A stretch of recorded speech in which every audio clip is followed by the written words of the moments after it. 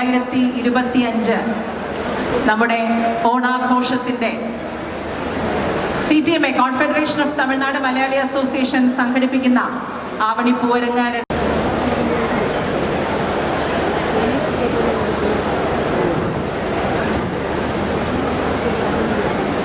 മുമ്പ് ഒരു ചെറിയൊരു കടമ നമുക്ക് നിർവഹിക്കാനുണ്ട്.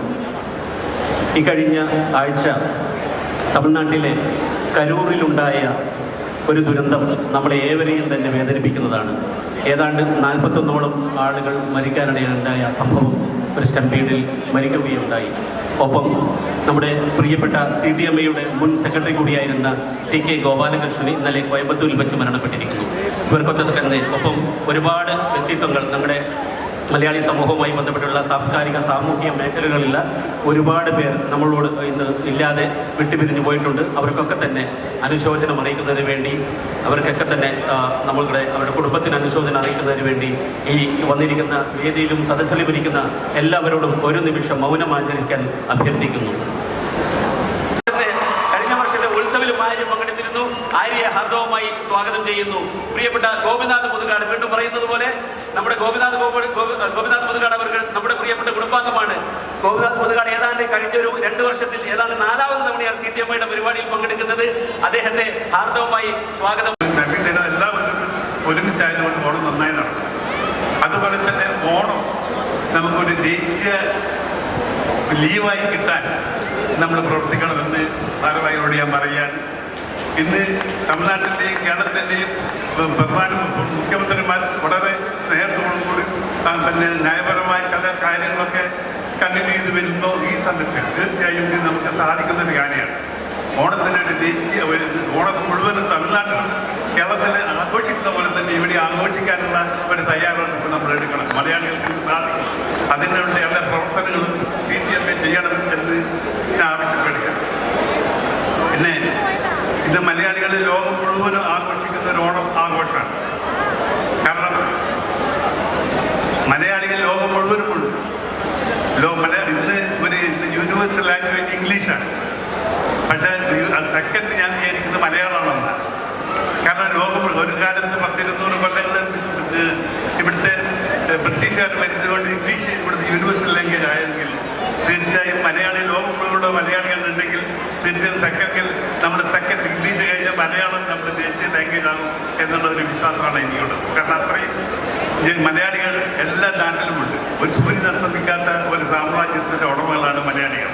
അപ്പോൾ തീർച്ചയായും ആ രീതിയിലുള്ള ഒരു പ്രവർത്തനം നമ്മൾ നടത്തണം. പക്ഷെ എങ്ങനെയാണെങ്കിൽ നമ്മൾ രാഷ്ട്രീയവും മതവും ജാതിയും ഒക്കെ ഉപേക്ഷിച്ച് മലയാളി എന്ന ഒരു ഫീലിംഗ് നമ്മളുണ്ടാകണം. അതോടെ കണ്ടാൽ മലയാളിയെ കെട്ടിപ്പിടിക്കാനുള്ള ഒരു മാനസികാവസ്ഥ നമുക്കുണ്ടാകണം. അതാണ് നമ്മുടെ സംസ്കാരം. അതായിരിക്കണം നമ്മുടെ സംസ്കാരം. നിങ്ങളും ഞാനും ഒന്നാണെന്നുള്ള ഒരു അവസ്ഥ നമുക്കുണ്ടെങ്കിൽ തീർച്ചയായും നമ്മൾ ഈ യോജിപ്പോടുകൂടി നമുക്ക് വലിയ ലോകത്തെ തന്നെ നമുക്ക് പിടിച്ചെടുക്കാൻ സാധിക്കുമെന്നാണ് എൻ്റെ അഭിപ്രായം. മലയാളിയുടെ യോജിപ്പ്, മലയാളി തമിഴന്മാർ നമ്മൾ എവിടെ താമസിക്കുന്നോ എവിടെ കുടിയേരിക്കുന്നോ അവിടുത്തെ സഹോദരന്മാരായി കൂടിച്ചേർന്ന് അവരുടെ സംസ്കാരമായി കൂടിച്ചേർന്ന് അവരുടെ സംസ്കാരത്തെ ഇണങ്ങി കൊടുക്കൊണ്ട് അവരോടുള്ള എല്ലാ സഹോദരന്മാരോട് ഒരു പെരുമാറ്റം കൂടി അവരെ നമ്മൾ സ്വന്തമായി കണക്കാക്കി നമ്മുടെ സഹോദരങ്ങളെ കണക്കാക്കി പെരുമാറണമെങ്കിൽ അങ്ങനെയുള്ള സംസ്കാരമാണ് നമ്മൾ മലയാളികൾക്കുള്ളത്. എവിടെ ചെന്നാലും മലയാളികൾ ഇന്ന് ഇന്ത്യയിലെ എല്ലാ മലയാളികളും ഒരു വിധത്തിൽ പ്രമുഖരായ എല്ലാ മലയാളികളെയും പരിചയപ്പെടാനുള്ള സൗഭാഗ്യം നമുക്ക് ഉണ്ടായിട്ടുണ്ട്. അതിൻ്റെ പേരിൽ ഞാൻ പറയാണ്, മലയാളികൾ വളരെ ചെറിയ രീതിയിൽ വലിയ വരെ മലയാളികളുണ്ട്. അവർക്കൊക്കെ കേരളത്തിലും മലയാളത്തോടും വലിയ സ്നേഹമാണ്. ആ മലയാള സ്നേഹം മലയാള സ്നേഹം വെറും ഭാഷ മാത്രമായിരിക്കരുത്. നമ്മൾ ഓരോരോ അങ്ങോട്ടും ഇങ്ങോട്ടുള്ള സ്നേഹം ഞാൻ ഒന്നാണെന്നുള്ള ബോധത്തിൻ്റെ പ്രവർത്തനം കാഴ്ചവെച്ചാൽ തീർച്ചയായും നമുക്ക് ഒരു നല്ലൊരു സ്നേഹമുള്ള രാജ്യത്തെ സൃഷ്ടിക്കാൻ സാധിക്കും എന്ന് മാത്രം പറഞ്ഞുകൊണ്ട് ഇവിടെ ശശി തരൂർ, പിന്നെ ഇവിടെ മുതുകാടൊക്കെ ഇവിടെയുണ്ട്. ശശി തരൂർ എന്ന് പറഞ്ഞാൽ ഇന്ത്യയെ സംബന്ധിച്ചിടത്തോളം ഇന്ത്യയെ സംബന്ധിച്ചിടത്തോളം നമുക്കൊരു അഭിമാനമാണ്. ഞാൻ വ്യക്തിപരമായിട്ട് അവരെ പുറത്തുനിന്ന് കാരണം പല കാര്യത്തിലുണ്ട്. ഇന്ന് പാകിസ്ഥാൻ യുദ്ധത്തിൻ്റെ സമയത്ത് അദ്ദേഹം എടുത്ത നിലപാട് രാഷ്ട്രീയത്തിന് അതീതമായൊരു നിലപാടെടുത്ത് രാജ്യസ്നേഹിയായ ഏതൊരു മനുഷ്യനും എടുക്കേണ്ട തീരുമാനമാണ് ശശി തരൂർ എടുത്തിട്ടുള്ളത്. നിങ്ങൾക്ക് അഭിമാനമുണ്ട്. അങ്ങനെ ഒരു മലയാളി ഈ സ്റ്റേജിൽ CTMന്റെ പേരിൽ നിൽക്കുമ്പോൾ ഞങ്ങൾ അഭിമാനിക്കുകയാണ്. ആ ശശി തരൂരിനെ പോലെയുള്ള ആളുകൾ ഇവിടെ വന്നു തന്നെ ഞങ്ങൾ ഈ CPM ഒരു അന്തസ്സ് കൂടിയിരിക്കുകയാണ്. രണ്ടാമത് നമ്മൾ ഗോപി മുതികാട് എന്ന് പറഞ്ഞ ലോകത്ത് മുഴുവനും വിലക്ക് വാങ്ങാൻ കഴിവുള്ള ഒരു താന്ത്രികനാണ്. താന്ത്രികൻ എന്ന് വെച്ചാൽ താന്ത്രികൻ എന്നുള്ള മെജിഷ്യനാണ്. ആ മെജിഷ്യൻ അദ്ദേഹത്തിൻ്റെ ഓരോ മെജിഷ്യൻ കണ്ടു കഴിഞ്ഞാൽ നമുക്ക് ഞെട്ടിപ്പോകും. അത് ദുരുപയോഗപ്പെടുത്തിയാൽ ഇന്നത്തെ ആൾ ദൈവത്തെക്കാൾ എത്രയോ വലിയ ദൈവമായി മാറുന്നുണ്ട്. പക്ഷെ അത് മാറ്റിക്കൊണ്ട് ശരി യഥാർത്ഥത്തിൽ അതൊരു സയൻസാണ് എന്ന് മാത്രം കാണിച്ചുകൊണ്ട് അതൊരു മായാജാലമാണെന്ന് കാണിച്ചുകൊണ്ട് ഇന്ന് അദ്ദേഹം എല്ലാം നിർത്തി സാധാരണ അംഗവൈകല്യം വന്ന കുട്ടികൾക്ക് വേണ്ടി ഇന്ന് ജീവിക്കുകയാണ് അദ്ദേഹത്തിൻ്റെ അദ്ദേഹം നടത്തുന്ന തിരുവനന്തപുരം നടത്തുന്ന ആ സ്ഥാപനത്തിൽ പോയി കഴിഞ്ഞാൽ നമുക്ക് ഞാനൊരു 5-10 6-7 വർഷങ്ങൾക്ക് മുമ്പേ പോയപ്പോൾ സ്വന്തം അമ്മയെ അടിച്ചുകൊണ്ടിരിക്കുന്ന ഒരു കുട്ടി ഇന്ന് അവിടെ സംഗീതത്തിൽ അതായത് നമ്മുടെ പഴശ്ശിരാജയിലെ ഒരു പാട്ട് ഏറ്റവും ബുദ്ധിമുട്ടുള്ളൊരു പാട്ട് അവർ ആലപിക്കുന്ന ഒരു കാഴ്ച ഞാൻ കണ്ടു. അത്ര അന്തസ്സായിട്ട് പാടുന്ന കണ്ടു. അതിൻ്റെ കാരണം അവരുടെ പെരുമാറ്റം അവിടെ സ്നേഹത്തോട് പെരുമാറി അവർക്ക് വേണ്ട ത്യാഗം ചെയ്യുന്ന ഒരു ജീവിതമാണ് ഞാൻ അവിടെ മുതുകാടിൽ കണ്ടത്. തീർച്ചയായും അങ്ങനെയുള്ള മനുഷ്യബന്ധമുള്ള മനുഷ്യനെ സ്നേഹിക്കുന്ന ഒരു വ്യക്തിയാണ് മുതുകാട് സാർ. അത് എനിക്ക് അദ്ദേഹത്തോട് ബഹുമാനമുണ്ട്. ഇവിടെ മെജിഷ്യൻ എന്ന രീതിയിലല്ല, ആ മെജിഷ്യന് എത്രയോ പാശ്ചാത്യം സമ്പാദിക്കാം. അതൊക്കെ വിട്ടുകൊണ്ട് പാവപ്പെട്ട കുട്ടികൾക്ക് വേണ്ടി അച്ഛനമ്മമാർ ഒരു കുട്ടിക്ക് എന്തെങ്കിലും അംഗവൈകല്യം വന്നു കഴിഞ്ഞാൽ ആ കുട്ടിക്ക് അവസരപ്പെടുന്ന ഒരു കുടുംബത്തിൻ്റെ വേഷം. അങ്ങനെ 10-200 കുടുംബം അദ്ദേഹത്തിന് ഏറ്റെടുത്ത് അദ്ദേഹം നടത്തുകയാണ്. അദ്ദേഹത്തിനും ഞങ്ങൾക്ക് എൻ്റെ ബഹുമാനസ്വരമായ എല്ലാ അഭിമാനവും ഞങ്ങൾ സൂചിപ്പിക്കുകയാണ്. പിന്നെ എല്ലാവരും തന്നെ ആര്യ 10 നിറയെ അഭിനയിച്ച് മലയാളികൾക്ക് ഒരു അഭിമാനം. കാരണം തമിഴ്നാട്ടിലെ ഏറ്റവും നല്ല ഒരു നല്ല ഒരു നടൻ എന്ന പേര് അദ്ദേഹം സമ്പാദിച്ചു കഴിഞ്ഞു. ആ സ്ഥാനത്തേക്ക് മത്സരിച്ചപ്പോഴാണ് ഉൾപാർട്ടി ജനാധിപത്യം വെറും നാമനിർദ്ദേശമല്ലെന്ന് സ്വന്തം പാർട്ടിയെയും മറ്റു പാർട്ടികളെയും ഓർമ്മിപ്പിക്കുക കൂടിയാണ് ആ തെരഞ്ഞെടുപ്പിലൂടെ അദ്ദേഹം ചെയ്തത്. ഇപ്പോൾ സൂപ്പർ ലീഗ് കേരളയിൽ തിരുവനന്തപുരം കോമ്പൻസിന്റെ മുഖ്യ രക്ഷാധികാരിയാണ്. ആ പ്രമോ വീഡിയോസ് ഒക്കെ വളരെ വൈറലാണ് sir. We enjoy that so much. അദ്ദേഹത്തിന്റെ ഇംഗ്ലീഷ് കേൾക്കുമ്പോഴാണ് നമ്മളൊക്കെ ഇത്രയും നാൾ സംസാരിച്ചത് വേറെന്തോ ആയിരുന്നു എന്ന് മനസ്സിലാകുന്നത്. ആകർഷകമായ വാഗ്മികത, ഏത് ചോദ്യത്തിന് മുന്നിലും പതറാത്ത ശാന്തതയും സൗമ്യതയും. 2014 പ്രധാനമന്ത്രി നരേന്ദ്രമോദിജി ഓവർടേക്ക് ചെയ്യുന്നത് വരെ ട്വിറ്ററിൽ ഏറ്റവും കൂടുതൽ ഫോളോവേഴ്സ് ഉണ്ടായിരുന്ന ഇന്ത്യക്കാരൻ. ലോകത്തിന് മുന്നിൽ മലയാളികളുടെ അഭിമാനം doctor Shashi Tharoor MP. Sir, ഇന്ന് ഈ വേദി അങ്ങയിലൂടെ ഏറെ ധന്യമായിരിക്കുന്നു. ഏറെ ആദരവോടെ അങ്ങയെ ക്ഷണിക്കുകയാണ്. അങ്ങയെ പൊന്നാട അണിയിച്ച് ആദരിക്കാനായി ശ്രീ ഡോക്ടർ AV അനൂപ് അവർകളോട് അഭ്യർത്ഥിക്കുന്നു.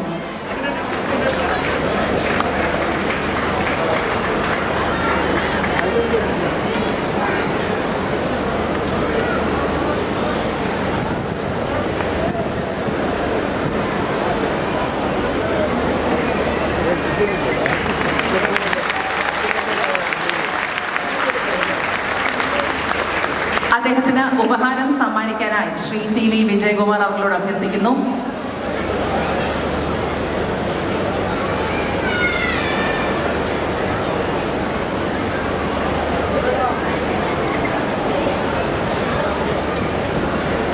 ഒരു സ്നേഹോപഹാരം കൂടി സമ്മാനിക്കാനായി ശ്രീ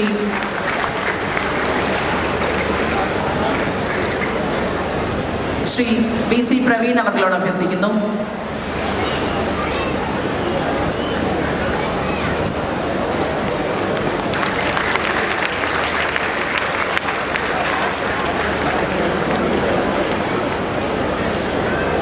ശ്രീ ശശി തരൂരിന്റെ ഉദ്ഘാടന പ്രസംഗം. സർ, ആ വാഗ്ധോരണിക്കായി ഞങ്ങൾ ഇതാ കാത്തിരിക്കുന്നു.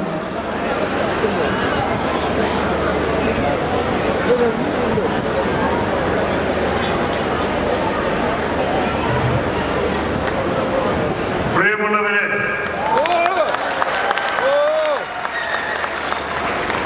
ഇവിടെ ഇരിക്കുന്ന എല്ലാ വിശിഷ്ട വ്യക്തികളെ എല്ലാവരും പേരെടുക്കുന്നില്ല. പക്ഷേ CTM-യുടെ ചെയർമാനും പ്രസിഡന്റും വൈസ് പ്രസിഡന്റും ഓണററി പ്രസിഡന്റും ഇവിടെ ഇരിക്കുന്ന എല്ലാ ഭാരവാഹികളും എന്നെ ക്ഷണിച്ചു കൊണ്ടുവന്ന സെക്രട്ടറി ജനറൽ, ഇവിടുത്തെ എല്ലാ പ്രധാനപ്പെട്ട ബഹുമാന്യരെ, നമ്മളുടെ ഇടയിൽ ഇരിക്കുന്ന മഹാജനങ്ങളെ, സഹോദരി സഹോദരന്മാരെ, എല്ലാവർക്കും എൻ്റെ വിനീതമായ നമസ്കാരം.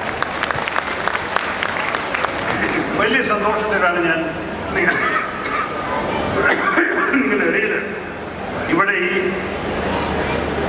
ആവണി പൂരങ്ങൾ, ഈ വാക്ക് ആദ്യം തവണ കേൾക്കുകയാണ്. ആവണി പൂരം 2025 പങ്കെടുക്കാൻ എത്തിയിരിക്കുന്നത്. ഈ CTMA എന്ന് പറഞ്ഞൊരു സ്ഥാപനം കുറച്ചായിട്ട് നമ്മളുടെ പ്രസിഡന്റ് പ്രവീൺ പറഞ്ഞ പോലെ കുറച്ചായിട്ട് എൻ്റെ പുറകെ ഉണ്ടായിരുന്നു. ഈ തവണ വരാൻ സാധിച്ചത് എൻ്റെ ഭാഗ്യമാണ്. ഇത്ര തമിഴ്നാട് താമസിക്കുന്ന മലയാളികളെ കാണാനും അവരുടെ നേതൃത്വത്തിൽ അവര് ഈ സ്ഥാപനത്തിനെ 30 വർഷമായിട്ട് ഇങ്ങനൊരു ഊർജ്ജസ്വലമായ വേദിയായിട്ട്, തമിഴ്നാട് മലയാളികളുടെ ഒരു വേദിയായിട്ട് അവരെ നയിച്ചു കൊണ്ടുവന്നതിന് എൻ്റെ എല്ലാവരും അഭിനന്ദനങ്ങളും കൺഗ്രാറ്റുലേഷൻസും പറയട്ടെ.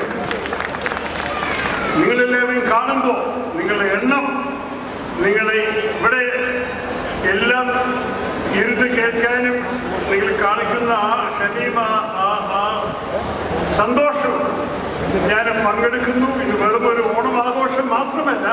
ഓണം നമ്മളെല്ലാവരും ഒരു ദിനത്തിൽ ആഘോഷം കഴിഞ്ഞിട്ടുണ്ടാകും. പക്ഷേ ശരിക്ക് തമിഴ്നാടിൻ്റെയും കേരളത്തിൻ്റെയും ഒരു ബന്ധത്തിൻ്റെ ഒരു ആഘോഷമാണ്. നമ്മളെല്ലാ വിധത്തിലും രണ്ട് അയൽവാസികൾ ശരിക്ക് ഒരേ ഒരു നാട് പോലെ, ഒരു ഷെയർഡ് ജോഗ്രഫി, ഒരേ ചരിത്രം, ഒരേ ഇതിഹാസം, ഒരേ ഭാവി നമ്മൾക്ക് കുറേ നൂറ്റാണ്ടുകളായിട്ട് നമുക്കുണ്ടായിട്ടുണ്ട്. അതിൻ്റെ ഒരു മാതൃകയാണ് ഇന്നത്തെ കൂട്ടായ്മ. അപ്പോൾ ആ ചരിത്രം, ആ ഭാഗ്യം, അതിനെ ഒന്ന് സെലിബ്രേറ്റ് ചെയ്യാനാണ് ഞാൻ നിങ്ങളുടെ ഇടയിൽ നിൽക്കുന്നത്. ഞാൻ ദീർഘമായിട്ട് പ്രസംഗിക്കാൻ ആഗ്രഹിക്കുന്ന എനിക്കറിയാം.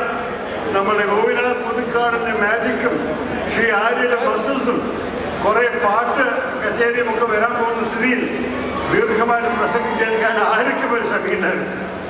പക്ഷേ എന്നെക്കുറിച്ച് ഇത്ര സ്നേഹവാക്ക് നമ്മുടെ പ്രസിഡന്റ്, നമ്മുടെ ചെയർമാനും പറഞ്ഞ ശേഷം ഒരു ചെറിയൊരു മറുപടി കൊടുക്കണം. അവരുടെ ഇത്ര നല്ല എന്നെക്കുറിച്ച് പറഞ്ഞ വാക്കുകളെ കുറിച്ച് എനിക്ക് ഒരൊറ്റ കാര്യം മാത്രമേ പറയാനുള്ളൂ. രണ്ടാമതോ, ഇതൊരു പുതിയ വിശ്വാസമല്ല. 2009 ഞാൻ ആദ്യം രാഷ്ട്രീയത്തെ ഇറങ്ങുമ്പോൾ എൻ്റെ ആദ്യത്തെ തെരഞ്ഞെടുപ്പിൽ ഞാൻ പ്രസംഗത്തിൽ പറഞ്ഞൊരു വാചകമായിരുന്നു. അത് കഴിഞ്ഞ് 4 തെരഞ്ഞെടുപ്പിന് ഈ ഒരേ വാചകത്തെ എപ്പോഴും ഞാൻ റിപ്പീറ്റ് ചെയ്തിട്ടുണ്ട്. എന്തായിരുന്നു അത്? ശ്രീനാരായണ ഗുരു പറഞ്ഞില്ലേ, മതമേതായാലും മനുഷ്യൻ നന്നായാൽ മതി. അതുപോലെ ഞാൻ പറയട്ടെ, രാഷ്ട്രം ഏതായാലും രാഷ്ട്രം നന്നായാൽ മതി. അതാണ് എൻ്റെ വിശ്വാസം. അത് ഈ 17 വർഷം രാഷ്ട്രീയത്തിലും ആ വിശ്വാസം ഞാൻ മുമ്പോട്ട് വെച്ചിട്ടാണ് എൻ്റെ എല്ലാ പ്രവർത്തനവും ചെയ്തിരിക്കുന്നത്. എൻ്റെ എല്ലാ പ്രഭാഷണവും, എല്ലാ വിശ്വാസവും, എല്ലാ ആക്ഷൻസും ആ വിശ്വാസത്തിലാണ്. ഞാൻ എന്നെ ചിലവർ കുറ്റം പറയുന്നത് സത്യം തന്നെയാണ്. പക്ഷെ അതിനോട് ഞാൻ മറുപടി പറയുന്നത് നെഹ്റുവിൻ്റെ വാക്കിലാണ്. പണ്ഡിറ്റ് നെഹ്റുജി ഒരു പ്രധാനപ്പെട്ട ഒരു വരി പറഞ്ഞു ഇംഗ്ലീഷിൽ: "Who lives if India dies?" India മരണപ്പെട്ടാൽ ആരാ ജീവിക്കാൻ പോകണം? ആ ചോദ്യത്തിന് വേറെ ആർക്കും മറുപടിയില്ല. അപ്പൊ എല്ലാത്തിനും എപ്പോഴും നമ്മുടെ ഭാരതം മുന്നോട്ട് വെക്കണമെന്ന് മാത്രം പറഞ്ഞിട്ട് ഞാൻ അവര് നല്ല വാക്കിനെ ഒരിക്കലും കൂടി എൻ്റെ ഹൃദയം നിറഞ്ഞ് നന്ദി പറയാം. ശരിക്കും നമ്മൾ തമിഴ്നാടും കേരളത്തെയും കുറിച്ച് ചിന്തിക്കുമ്പോഴും സംസാരിക്കുമ്പോഴും ഒരു വിധത്തിൽ വെസ്റ്റേൺ ഘാട്സിനെ ഒരു ഡിവൈഡിങ് ലൈൻ പോലെ കാണാം, ഒരു വേര് തീർവ് പോലെ കാണാം. പക്ഷേ ശരിക്കും പറയുകയാണെങ്കിൽ അത് സെപ്പറേഷൻ അല്ല. ആ വെസ്റ്റേൺ ഘാട്സ് പല വിധത്തിലും ഒരു പാലമായിരുന്നു നമ്മൾ രണ്ട് സംസ്ഥാനങ്ങളുടെ ഇടയിൽ. നമ്മൾക്കറിയാം, പാലക്കാട് ഗ്യാപ്പുണ്ട്. ഞാനൊരു പാലക്കാടുകാരനാണ്. അച്ഛനമ്മയും രണ്ടാളും പാലക്കാട് ജനിച്ചവരാണ്. ഇനി അരൽബായി വഴി പാസുണ്ട്. അതിൻ്റെ ഒപ്പം തേങ്കാശിയും ഇടുക്കിയും ഒക്കെ കുറേ നൂറ്റാണ്ടുകളായിട്ട് 2000 വർഷങ്ങളായിട്ട് നമ്മുടെ നാടുകളെ ഒന്നാക്കിയിട്ടുണ്ട്. അതിൽ വ്യാപാരികളും തീർത്ഥാടകരും വിദ്വാൻമാരും കവികളും കൽപ്പണിക്കാരും അതിൻ്റെ ഒപ്പം ഈ നമ്മുടെ കൈത്തറ ചെയ്യുന്നവരും ഭരണാധികാരികളും പട്ടാളക്കാരും എല്ലാവരും ഈ രണ്ട് വഴിക്കും പോയിക്കൊണ്ടിരുന്നിട്ടുണ്ട് 10,000 വർഷങ്ങളായി. അവർ കച്ചവടം മാത്രം ചെയ്യാനല്ല, പക്ഷെ അതിനൊപ്പം ഓരോരു ചിന്ത, ഓരോരു ആലോചന, ഓരോരു ഭാഷകൾ, ഓരോരു രീതികൾ, ഓരോരു പരമ്പര, ഓരോരു ആത്മീയ പരമ്പരയും കൂടി അവർ ഈ രണ്ട് സംസ്ഥാനത്തിനിടയിൽ എക്സ്ചേഞ്ച് ചെയ്തിട്ടുണ്ട്. അതുകൊണ്ട് these mountain passes were not borders of separation. They were doorways of friendship. സൗഹാർദ്ദത്തിൻ്റെ കാവലുകളായിരുന്നു. അതുകൊണ്ട് ഞാൻ എപ്പോഴും പറയും, നമ്മുടെ ചരിത്രം നോക്കുകയാണെങ്കിൽ തമിഴ്നാടിനെയും കേരളത്തിനും വേറെയായിട്ട് കാണാൻ ബുദ്ധിമുട്ടാണ്. ഓരോരു കാലത്തിൽ ചേര ഭരിക്കുമ്പോൾ അല്ലെങ്കിൽ ചോള ഭരിക്കുമ്പോൾ, പാണ്ഡ്യ ഭരിക്കുമ്പോൾ എന്തൊക്കെ ബന്ധങ്ങളുണ്ടായിരുന്നു. ചേര രാജകുടുംബം ഇപ്പോഴത്തെ കേരളത്തിന് മാത്രമല്ല, പടിഞ്ഞാറ് തമിഴ്നാടിനെയും ഭരിച്ചിട്ടുണ്ടായിരുന്നു. അതുപോലെ തന്നെ ചോളാസ് പലതവണ ചേരാനാരെ ആക്രമണിച്ചു, അതിനൊപ്പം ചില തവണ സ്നേഹവും ചെയ്തു. എന്നിട്ട് കോൺഫ്ലിക്റ്റും കൾച്ചറൽ ബ്ലെൻഡിങ്ങും രണ്ടും ഒരുമിച്ച് പോയതാണ്. ആര്യ രാജവംശം ഞാൻ ഇപ്പോൾ പ്രതിനിധിയായി വരുന്ന തിരുവനന്തപുരത്തിൻ്റെ ആ ഭാഗത്തൊക്കെ ഭരിച്ചവരെ, അവര് കേരളവും തമിഴ്നാടും എന്താ വ്യത്യാസങ്ങളുണ്ട്? എല്ലാം ഒന്നായിരുന്നു. ബ്രിട്ടീഷുകാർ ഭരിക്കുമ്പോൾ നിങ്ങൾക്ക് എല്ലാവർക്കും അറിയാമല്ലോ, മദ്രാസ് പ്രസിഡൻസിയിൽ മലബാറും കോയമ്പത്തൂരും മധുരയും തഞ്ചാവൂരും എല്ലാം ഒരു പൊളിറ്റിക്കൽ യൂണിറ്റായിരുന്നു, ഒരു പ്രസിഡൻസിയായിരുന്നു.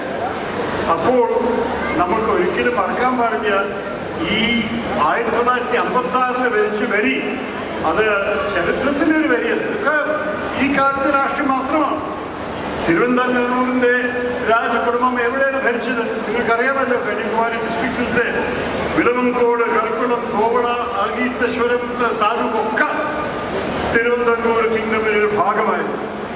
അപ്പോൾ നമ്മൾ തിരുവനന്തപുരത്ത് പത്മനാഭപുരം പാലസ് കാണാൻ പോകുമ്പോൾ, ആ കൊട്ടാരം കാണാൻ പോകുമ്പോൾ കേരളത്തിലെയും തമിഴ്നാടിനെയും ഒരേ ഒരു ബ്ലെൻഡ് കാണുമായിരുന്നു. പല ഭാഗങ്ങളും അതിപ്പോൾ തമിഴ്നാട്ടിലാണ്, പക്ഷെ അത് കേരളത്തിൻ്റെ ഒരു ആർക്കിടെക്ചർ ജീനിയസും അതിൽ കാണാം. അതുപോലെ തന്നെ ഇറഞ്ഞ്, ഉൾത്തറ, മാർത്താണ്ഡം, ഇതൊക്കെ എന്താണ്? കേരളത്തിൻ്റെയും തമിഴ്നാടിൻ്റെയും ശരിക്ക് ഒരു ബന്ധത്തിൻ്റെ അടയാളങ്ങളാണ് ഈ സ്ഥലങ്ങൾ. അതുപോലെ തന്നെ ചരിത്രം കൂടി ഇപ്പോൾ കീഴടിയിൽ നിങ്ങൾക്ക് അറിയാമല്ലോ, എക്സ്കവേഷൻസ് നടക്കുന്നു, കേരളത്തിൽ പട്ടണത്തിൽ നടക്കുന്നു. ഇതിലെല്ലാം ശരിക്കും സ്ഥാപിക്കുന്ന ഒരു കാര്യമാണ് രണ്ട് സംസ്ഥാനത്തിനിടയിലുള്ള ബന്ധങ്ങളും ഒരേ ചരിത്രവും നമ്മൾ പങ്കെടുത്തിട്ട് എത്ര വർഷങ്ങളായി നിൽക്കുന്ന സമയത്ത്. അതുപോലെ തന്നെ ഭാഷ, തമിഴും മലയാളവും ഇപ്പോൾ രണ്ടിനെയും ശ്രേഷ്ഠ ഭാഷയായിട്ട്, ക്ലാസിക്കൽ ലാംഗ്വേജസ് ആയിട്ട് നമ്മുടെ സർക്കാർ അംഗീകരിച്ചിട്ടുണ്ട്. പക്ഷേ these are languages are cousins. ഒരേ വേരുകൾ, ഒരേ കഡൻസ്, ഒരേ രൂപമുള്ള ഭാഷകളാണ്. തമിഴ് നമ്മൾ മലയാളം സാഹിത്യത്തിലും മലയാളം ഭരണത്തിലും ഉപയോഗിച്ചൊരു ഭാഷയാണ്. സംഘം പീരിയഡിലൊക്കെ എന്തായിരുന്നു വ്യത്യാസം? ഒരു വ്യത്യാസവും ഉണ്ടായിരുന്നു. അതുപോലെ തന്നെ കേരളത്തിൻ്റെയും തമിഴ്നാടിൻ്റെയും സാഹിത്യത്തിനിടയിലുള്ള ബന്ധങ്ങളെക്കുറിച്ച് ഇന്ന് സംസാരിക്കാൻ നേരിട്ടെങ്കിലും നിങ്ങളെല്ലാവർക്കും അറിയപ്പെടുന്ന കാര്യങ്ങളാണ്. എല്ലാ വിധത്തിലും ഒരു ഷെയർഡ് ഇമാജിനേഷൻ, നമ്മുടെ ഒരേ ഒരു സങ്കല്പമാണ് രണ്ട് കൾച്ചറിലും കാണുന്നത്. അതിൻ്റെ ഒപ്പം ശരിക്കും ഒരേ ഒരു ധാർമ്മിക യൂണിവേഴ്സ്, ഒരു മോറൽ യൂണിവേഴ്സ് നമുക്ക് ഷെയർ ചെയ്യുന്നതാണ്. ഒരു സംശയവും വേണ്ട. ആ സൗന്ദര്യം തമിഴ്നാട്ടിലും കേരളത്തിലും ഒന്നുപോലെ നമുക്ക് കാണാൻ സാധിക്കും. നമ്മുടെ ആദിവാസികളുടെ കഥ എന്താണ്? കാണി ട്രൈബ് രണ്ട് ഭാഗത്തുമുണ്ട്, തമിഴ്നാടുണ്ട്, കേരളത്തിലുണ്ട്. നമ്മുടെ ഓരോരോ രീതികൾ, നമ്മുടെ പരമ്പര. എൻ്റെ മണ്ഡലത്തിൽ തിരുവനന്തപുരത്തിൽ ആറ്റുകാൽ പൊങ്കാല, അത് തമിഴ്നാടിൻ്റെ പൊങ്കാൽ ഫെസ്റ്റിവലിൻ്റെ ഒരു എക്കോ പോലെയാണ് കാണുന്നത്. പത്മനാഭസ്വാമി ക്ഷേത്രം ഞങ്ങൾ വലിയ അഭിമാനമായിട്ടാണ് പറയുന്നത് എൻ്റെ മണ്ഡലത്തിൽ തിരുവനന്തപുരത്തിൽ. പക്ഷെ അതിനെ കെട്ടിയിരിക്കുന്നത് എങ്ങനെയാണ്? തഞ്ചാവൂരിൻ്റെ സ്റ്റൈലാണ് കെട്ടിയിരിക്കുന്നത്. അപ്പോൾ നമ്മൾ എല്ലാ വിധത്തിലും ശരിക്കും നമ്മളുടെ ബന്ധം ഇപ്പോഴും കണ്ടിന്യൂ ചെയ്ത് തുടർന്നുകൊണ്ടിരിക്കുകയാണ്. മലയാളികൾ പഴനിയിലും രാമേശ്വരത്തും എപ്പോഴും പോകുന്നുണ്ട്. തമിഴ്മാരുടെ ശബരിമലയിലും ഗുരുവായൂരിലും വന്നുകൊണ്ടിരിക്കുന്നുണ്ട്. ഒരു സംശയവും വേണ്ട. നമ്മുടെ ക്രിസ്ത്യൻ സമുദായത്തിൻ്റെ ഒരേ കഥയില്ല. മലയാളികൾ വേലങ്കണ്ണിയിൽ പോകുന്നു, തമിഴന്മാരെ കുരിശുമലയിൽ വരുന്നു. ഒരു വ്യത്യാസം രണ്ടുപേരും കാണുന്നില്ല. അപ്പോൾ ഒരു സംശയവും വേണ്ട. ഈ കുടിയേറ്റം, മൈഗ്രേഷൻ രണ്ട് സംസ്ഥാനത്തിനുള്ളത് പ്രവർത്തനത്തിനോ കച്ചവടം ചെയ്യാനോ പ്രാർത്ഥിക്കാനോ കാരണം പോട്ടെ, ആ ബന്ധം എപ്പോഴും ഉണ്ടാവും.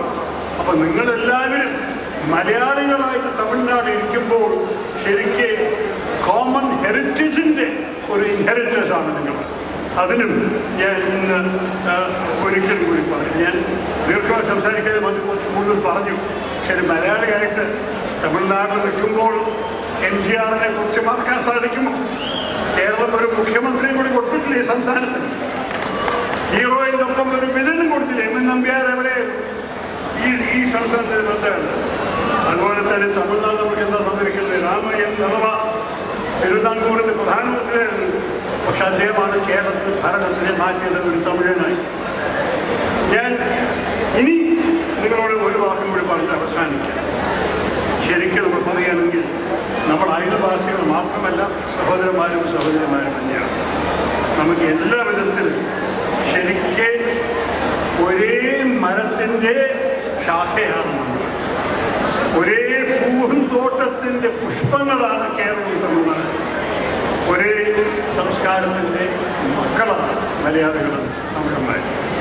അതുകൊണ്ട് ശരി, വ്യത്യാസങ്ങളുണ്ട്, ഒരു സംശയവും വേണ്ട. പക്ഷേ നമ്മുടെ വേരുകൾ ഒന്നാണ്. നമ്മൾ ഒരേ ഭൂമിയിൽ ഒരേ മണ്ണിൽ നമ്മൾ വളർന്നതാണ്. അതുകൊണ്ട് ഈ confederation of Malayali associations in Tamil Nadu, CTMA എന്ന് പറഞ്ഞൊരു സംഘടന, ശരിക്കും നമ്മുടെ 3000 വർഷത്തിൻ്റെ യാഥാർത്ഥ്യത്തിനെ ഒരു സംഘടനത്തെ രൂപത്തിലാക്കിയിട്ട് 21ാം നൂറ്റാണ്ടിൽ നിങ്ങൾ മുന്നോട്ട് കൊണ്ടുപോകും. അതുകൊണ്ട് ഭാവിയിലും ആ ബന്ധം ശക്തമായി വരട്ടെ.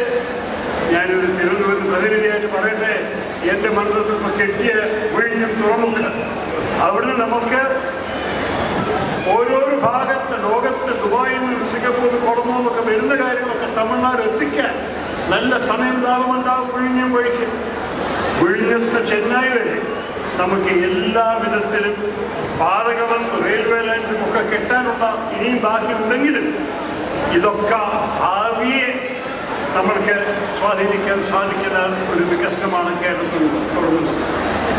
So all I can say is, may the bonds between Tamil Nadu and Kerala continue to deepen, and may CTMA continue to be a bridge for this relationship. May every Malayali in Tamil Nadu and every Tamil in Kerala remember that you are not outsiders, you are insiders in a shared story. ഇന്നത്തെ ഓണം ആഘോഷത്തിന് എൻ്റെ ഹൃദയം താഴ്ന്ന ആശംസകൾ എല്ലാവർക്കും, ഓണത്തിനും നിങ്ങളുടെ കുടുംബക്കാർക്ക് എല്ലാവർക്കും സമൃദ്ധിയും സന്തോഷവും സ്നേഹവും എല്ലാ വിധത്തിലും ഈ വർഷം ആരംഭിക്കട്ടെ. എന്നിട്ട് ഇന്ന് വൈകുന്നേരത്തെ ആഘോഷം ഊർജയോടും സന്തോഷത്തോടും പാട്ടും എല്ലാ ജോയിനോട് നിങ്ങൾ എൻജോയ് ചെയ്തിട്ട് നിങ്ങൾ പറഞ്ഞിട്ട് എൻ്റെ വാക്ക് ചുരുക്കുന്നു. ഒരിക്കലും കൂടി എന്നെ ക്ഷണിച്ച എൻ്റെ CTMAക്ക് നന്ദി പറഞ്ഞിട്ട് നന്ദി, നമസ്കാരം, ജയ് ഹിന്ദ്. നമ്മുടെ ഇഷ്ടം പിടിച്ചു പറ്റിയ ആളാണ് ആര്യ. കാസർഗോഡ് തൃക്കരിപ്പൂർ സ്വദേശിയായ അദ്ദേഹം 4ാം ക്ലാസ്സിന് ശേഷം വളർന്നത് ചെന്നൈയിലാണ്. ആര്യ ആയതും ചെന്നൈയിൽ വെച്ചാണ്. വീട്ടിൽ മലയാളം മാത്രം സംസാരിച്ചിരുന്ന അമ്മൂമ്മയുടെ ഏറ്റവും വലിയ ആഗ്രഹപ്രകാരമാണ് അദ്ദേഹം മലയാള സിനിമയിൽ അഭിനയിച്ചത്. ഉറുമി എന്ന ചിത്രം, അതിനുശേഷം ഡബിൾ ബാരൽ, 18ാം പടി, ദി ഗ്രേറ്റ് ഫാദർ. ഞങ്ങൾ ആദ്യം ഒന്ന് ആദരിക്കും, അതിനുശേഷം സംസാരിക്കും. ഇനി അനന്തൻകാട് വരാനിരിക്കുന്നു. ഫിറ്റ്നസ് ഫ്രീക്കായ ആര്യയ്ക്ക് കഴിക്കാൻ ഏറ്റവും ഇഷ്ടമുള്ളത് ചോക്ലേറ്റ്സ് ആണത്രേ. വെള്ളാരം കണ്ണുകളിൽ തിളക്കവുമായി ഒരു കള്ളച്ചിരിയോടെ സ്ക്രീനിൽ കാണാറുള്ള ആര്യയ്ക്ക് ഏറെ സ്നേഹത്തോടെ സ്വാഗതം. ആര്യയെ പൊന്നാടെ അണിയിച്ച് ആദരിക്കാനായി ശ്രീ സോമൻ കൈതക്കാട് അവർകളോട് അഭ്യർത്ഥിക്കുന്നു.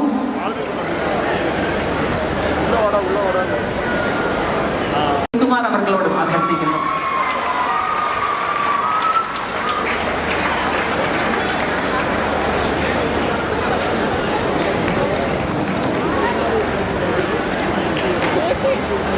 നമ്മളോട് സംസാരിക്കാനായി ശ്രീ ആര്യ.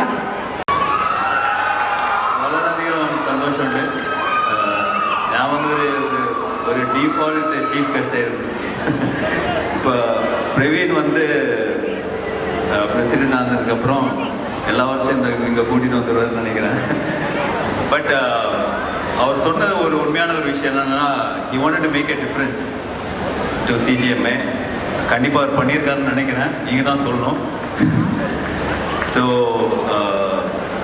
அந்த ஒரு எஃபர்ட் போட்டு CTMA பெரிய லெவலில் நான் ஏன் தமிழில் பேசுகிறேன்னா, இங்கே இருக்கிற மலையாளி யாராவது கரெக்டாக தமிழில் பேசுகிற மாதிரி இருக்கணும். ஸோ அதனால தான். So and my Malayalam is not that good, that's why, so please bear with me. So அந்த ஒரு தாட் வந்து அது ஆக்சுவலாக நான் இருக்கும்போது அந்த டிசிஷனை எடுத்திருந்தாரு. ஏன்னா அவர் நிறைய வருஷமாக எனக்கு அவரை தெரியும். நான் அவர்கிட்ட கேட்ட ஒரே ஒரு விஷயம் தான், ஏற்கனவே நிறைய பிரச்சனை இருக்குது, இந்த இதுலேயும் இது பண்ணுமான்னு கேட்டேன். But he was very passionate. He wanted to do a lot to the CTMA association. So I'm very happy and proud to come every year. எல்லா வருஷம் நான் வந்துடுறேன். ஏன்னா எனக்கு வந்து ஒரு பெரிய ரெக்கக்னிஷன். இப்போ வந்து மலையாளி சசி சதுரு சார் வந்து ஒரு பெரிய ஒரு ஐடென்டிட்டி, மலையாளினாலே வந்து ஒரு பெரிய ஐடென்டிட்டி. நம்ம வந்து ஒரு நேஷ்னல் லெவலில் ரெஸ்பெக்ட் பண்ண, இன்டர்நேஷ்னல் லெவலில் ரெஸ்பெக்ட் பண்ணக்கூடிய ஒரு ஆள் அவர் தான். So very happy to be here sir. Very happy to have you here sir. Thank you so much. ஏன்னா அவரை பார்த்தோன்னே நான் வந்து ஒரு விஷயம் சொன்னேன், சார் நீங்கள் பண்ண ஆடெல்லாம் செம்மையாக இருக்குது, அந்த கிரிக்கெட் ஃபுட்பால் ஆட்ஸ் எல்லாம் வந்து சூப்பராக இருக்குது, இட் வாஸ் வெரி இன்ட்ரெஸ்டிங் சொன்னேன். ஸோ ஏன்னா ஆனால் எனக்கு இன்னைக்கு தான் ஒரு விஷயம் புரிஞ்சது. ஏன்னா அவரை பார்த்தோன்னே அவர் பேசுகிற இங்கிலீஷே புரியாது, ரொம்ப கஷ்டமாக இருக்கும். ஆனால் இன்றைக்கி தான் எனக்கு தெரிஞ்சது அவர் மலையாளத்தில் பேசினாலே இங்கிலீஷ் மாதிரி தான் இருக்குது. ஸோ அப்போ தான் புரிஞ்சது, ஓகே அப்போ கண்டிப்பாக எங்களுக்கு வந்து அவரோட இங்கிலீஷ் புரியாதுன்னு. But very sweet of him to come here because I know he's too busy, but he made an effort to come and make everybody proud. So happy, and kandipa அடுத்த வருஷம் நம்ம பார்க்கலாம். Thank you.